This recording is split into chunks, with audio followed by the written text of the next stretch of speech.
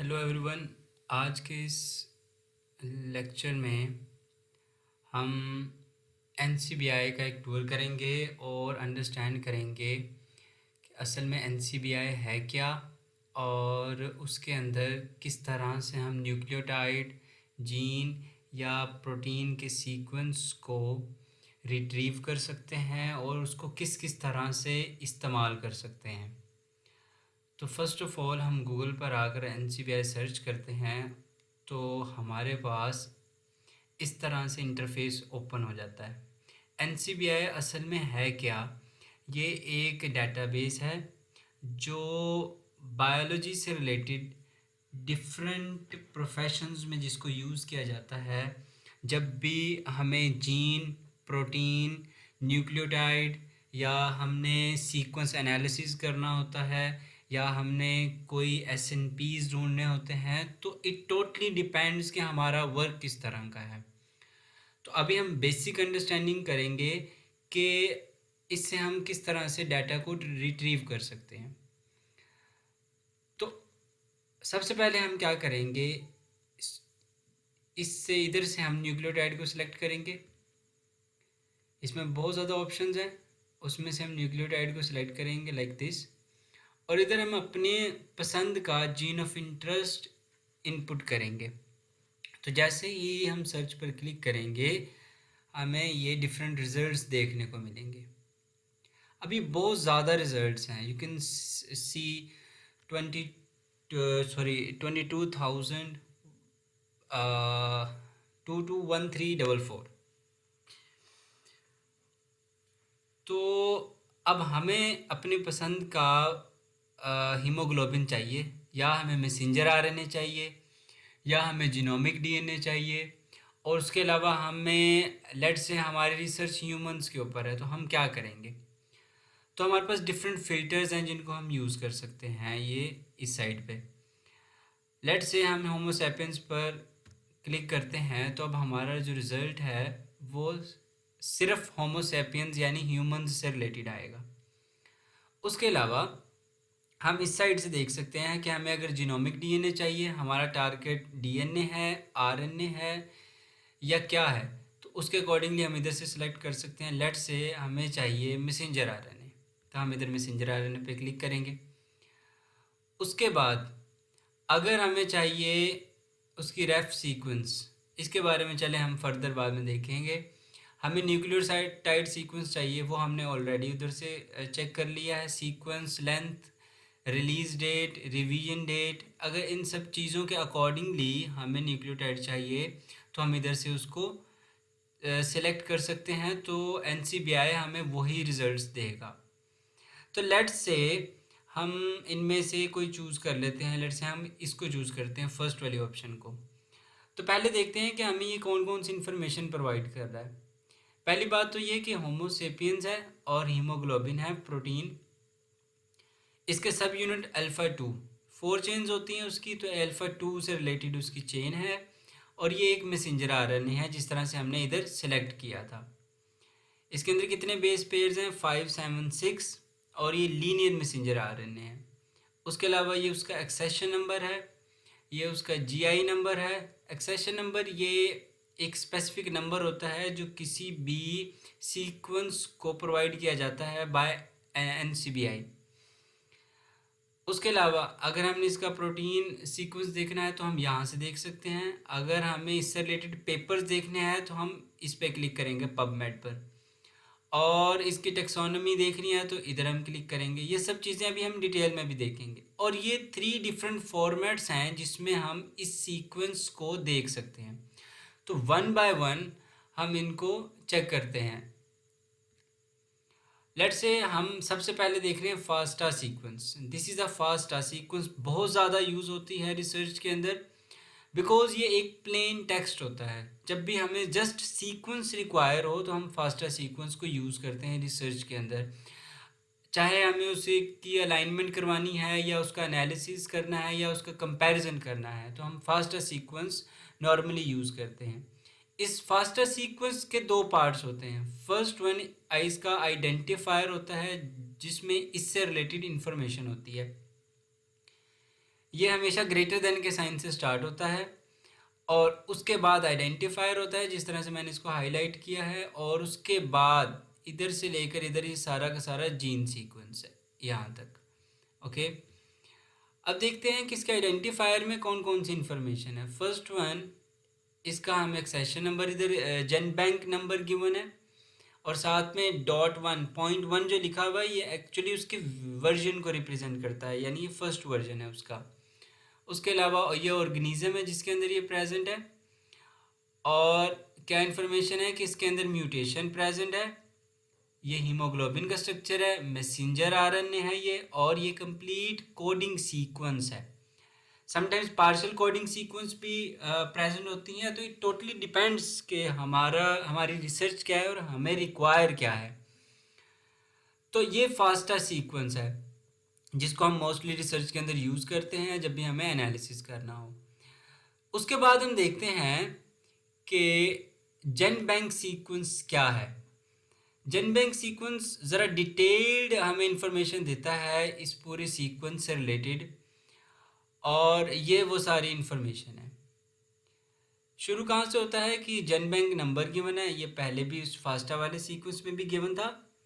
उसके बाद ये हमें लोकस भी बताता है कि क्रोमोसोम पर असल में ये कहाँ पर प्रेजेंट है, इसके अंदर कितने बेस पेयर्स हैं, और ये मैसेंजर आरएनए है और लीनियर है।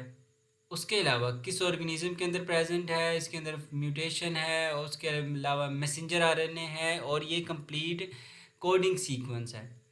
एक्सेशन नंबर हमें मिलता है, वर्जन और इसके कीवर्ड्स, सोर्स, ऑर्गेनिज्म, और उसके बाद ये आ गई टेक्सोनॉमी।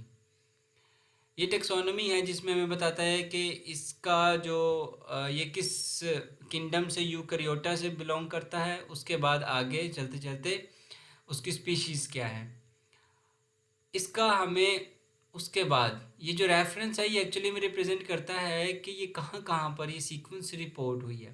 तो ये सिर्फ एक जगह पर सीक्वेंस रिपोर्ट हुई है, और वो ऑथर्स भी गिवन है। ये ऑथर्स के नेम्स हैं जिन्होंने इसको पब्लिश किया है, और इस पेपर के अंदर इसको पब्लिश किया गया है। ठीक है, और ये जर्नल की हमें इंफॉर्मेशन इधर नहीं गिवन। उसके अलावा कुछ और फीचर्स हैं जो स्पेसिफिकली सीक्वेंस से रिलेटेड है, यानी इसके अंदर 1 से लेके 1353 न्यूक्लियोटाइड्स प्रेजेंट हैं, और उसके बाद ये पूरी जीन है ये 1 से लेकर 1353 ये बेसिकली पूरी जीन है।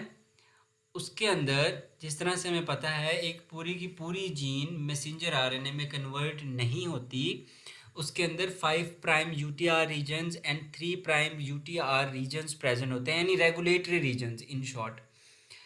तो वो कौन कौन से हैं वो भी हमें जेन बैंक में देखने को मिलते हैं जो कि फास्टा में नहीं थे। तो फर्स्ट से लेके 9th न्यूक्लियोटाइड तक 5 प्राइम यूटीआर यानी रेगुलेटरी रीजन्स हैं। उसके बाद 10 से कोडिंग सीक्वेंस स्टार्ट होता है जो एक्चुअली में मैसेंजर आरएनए में कन्वर्ट होगा, और उसके बाद यहाँ से ये बहुत इंपॉर्टेंट है प्रोटीन आईडी। इस प्रोटीन आईडी से हमें क्या मिलेगा कि ये जो कोडिंग सीक्वेंस है, जब ये कोडिंग सीक्वेंस मैसेंजर आरएनए में कन्वर्ट होगा तो कौन कौन से अमाइनो एसिड्स इधर आएंगे। तो ये प्रोटीन आईडी को सर्च करेंगे तो हमारे पास इस तरह से एक सीक्वेंस आ जाएगी जो बेसिकली किसको रिप्रेजेंट करती है, इसके ट्रांसलेटेड वर्जन को। ये डीएनए का पार्ट है, लेकिन जो ट्रांसलेटेड वर्जन है जिसके अंदर हमारे पास अमाइनो एसिड सीक्वेंस होगी वो हमें प्रोटीन आईडी से मिलेगी। उसके अलावा इस जीन के अंदर सिग्नल पेप्टाइड भी प्रेजेंट है, और ये एक मैट पेप्टाइड प्रेजेंट है, और उनकी भी सीक्वेंस गिवन है कहाँ से कहाँ तक सिग्नल पेप्टाइड है, कहाँ से कहाँ तक मैट पेप्टाइड है, और कुछ और इसके अंदर जो पार्ट्स हैं वो भी गिवन है। और ये 3 प्राइम यूटीआर रीजन है 1013 से 1353 तक। तो अगर हमारे पास लेट से ये हमारे पास पूरी की पूरी सीक्वेंस है, हमें कैसे पता चलेगा कि ये सीक्वेंस के अंदर सीडीएस वाला पार्ट कौन सा है, यूटीआर वाला पार्ट कौन सा है। तो पहले तो हम ये देखते हैं कि एक बेसिक सा comparison between FASTA and GenBank के फास्टा सीक्वेंस के अंदर एक कंप्लीट सीक्वेंस गिवन थी विदाउट एनी ब्रेक, जिस तरह से हम देखें कि यहाँ से स्टार्ट होकर यहाँ पर एंड होती है और इसमें कोई भी ब्रेक नहीं है और ना ही कोई नंबरिंग है। वैसे एक रो के अंदर 70 न्यूक्लियोटाइड्स प्रेजेंट होते हैं, तो अगर हम इसको काउंट करना चाहें तो काउंट कर सकते हैं, बट ये क्वाइट डिफ़िकल्ट हो जाता है। तो इस वजह से हम जेन बैंक से अगर काउंट करना चाहें तो वो बड़ा इजीली कर सकते हैं, बिकॉज जेन बैंक के अंदर जो सीक्वेंस है वो 10 न्यूक्लियोटाइड्स के ब्लॉक्स में कन्वर्टेड है। यानी एक रो है, उस एक रो में 1 2 3 4 5 6 ब्लॉक्स हैं। तो एक रो के अंदर 60 न्यूक्लियोटाइड्स हैं और फास्टा में एक रो के अंदर 70 न्यूक्लियोटाइड्स थे। तो इस तरह से काउंटिंग करना आसान होता है और आइडेंटिफाई करना स्पेसिफिक न्यूक्लियोटाइड को आसान होता है। बट और ज़्यादा आसानी है इसके अंदर, लेट्स से हमने इसका CDS रीजन देखना है कि वो कहाँ से स्टार्ट होकर कहाँ पर एंड होता है। तो हम इधर CDS पर क्लिक करेंगे तो ये देखेंगे ऑटोमेटिकली जेन बैंक उसको क्या कर देता है, हाईलाइट कर देता है। तो इसलिए हमें स्पेशल कोई स्ट्रगल पुट करने की ज़रूरत नहीं होती, और साथ में ये इन्फॉर्मेशन भी दे देता है उससे रिलेटेड कि यहाँ से यहाँ तक 10 से 1011 तक न्यूक्लियोटाइड तक इसका CDS रीजन है, और उसके बाद प्रोटीन आईडी भी उसकी गिवन है कि इससे जो प्रोटीन बनेगी उसके अंदर अमाइनो एसिड सीक्वेंस कौन कौन सी होगी वो भी हमें इधर से मिल जाती है। सेम अगर हमें UTR रीजन देखना है तो हम इधर 3' UTR रीजन पर क्लिक करेंगे तो यहाँ से यहाँ तक का पार्ट ये 3' UTR रीजन है जो हाईलाइटेड पार्ट है, और ये जो दो लाइंस है रिप्रेजेंट करती हैं कि ये यहाँ पर सीक्वेंस क्या हो गई है, एंड हो गई है।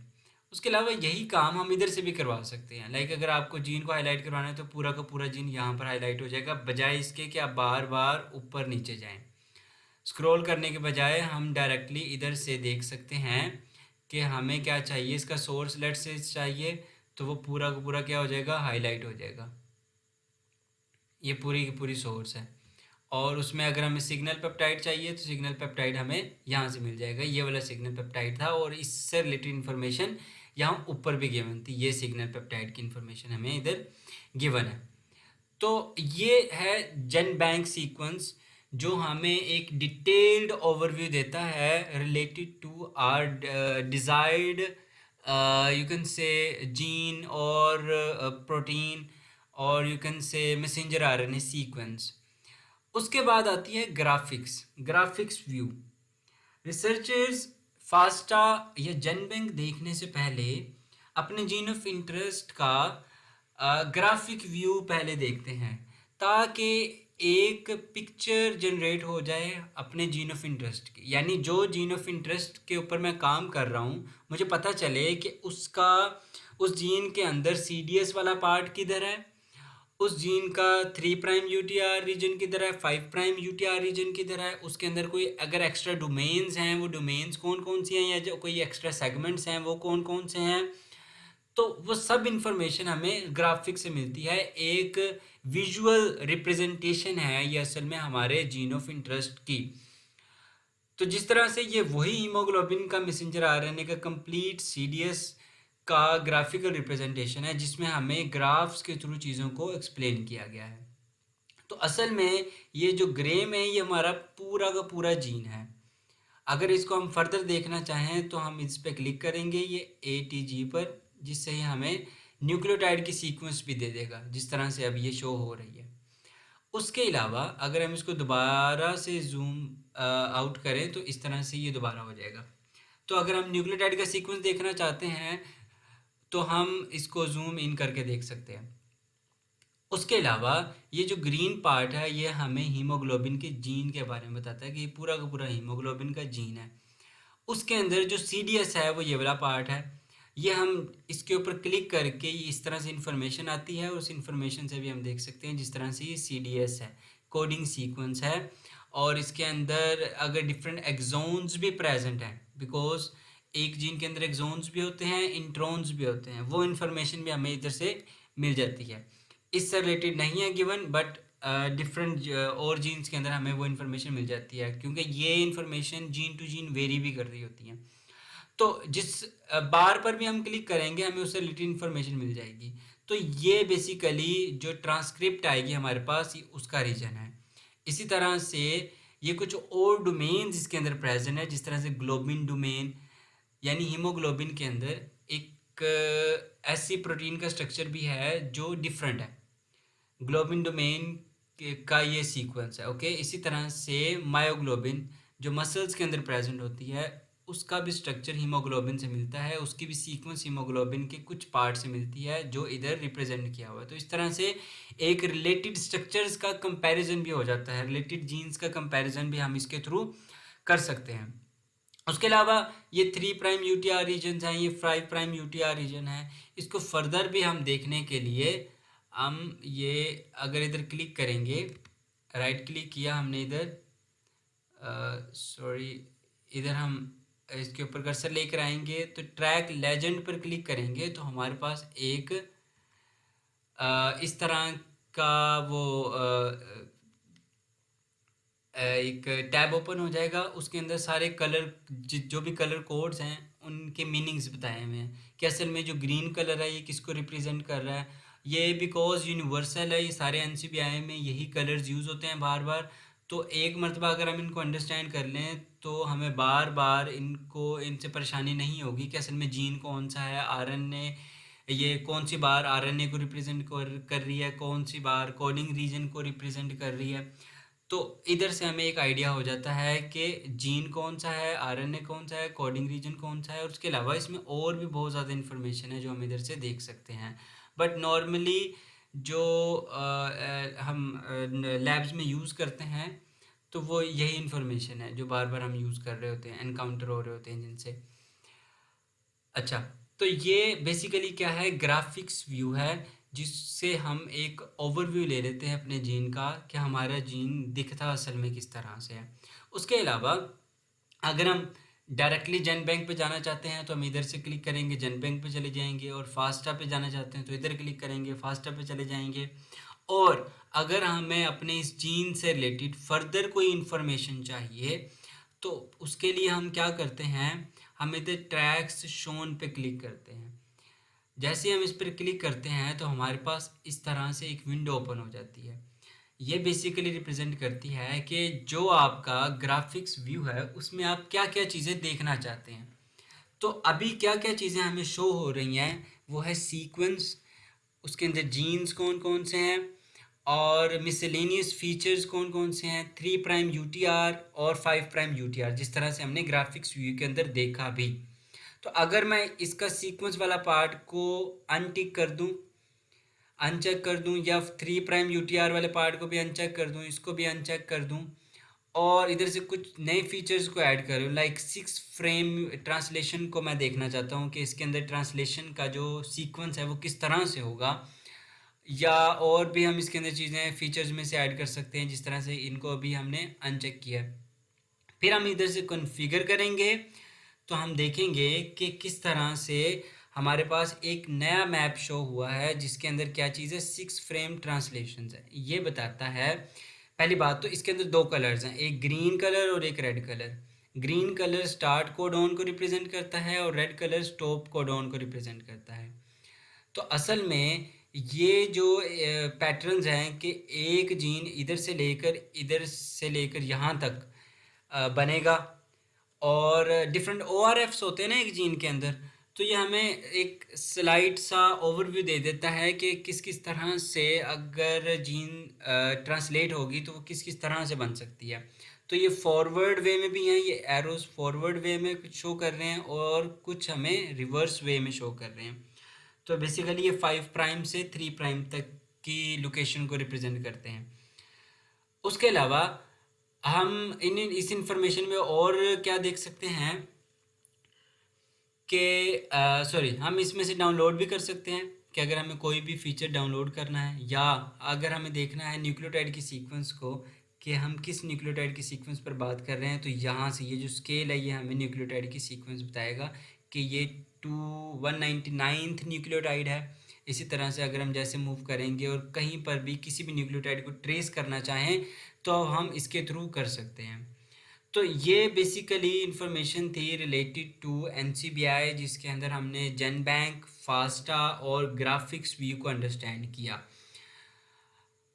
उसके अलावा हम इसमें देख लेते हैं कि अगर हमें प्रोटीन से रिलेटेड कोई इन्फॉर्मेशन चाहिए तो हम इधर क्लिक करेंगे, हमें उसकी प्रोटीन की सीक्वेंस मिल जाएगी और उसकी अमाइनो एसिड सीक्वेंस क्या होगी, प्रोटीन आईडी क्या होगी। तो ये सब इन्फॉर्मेशन हमें एनसीबीआई के थ्रू मिल जाती है। तो thank you so much, this is all about NCBI, GenBank, FASTA and graphics view of NCBI. Thank you so much.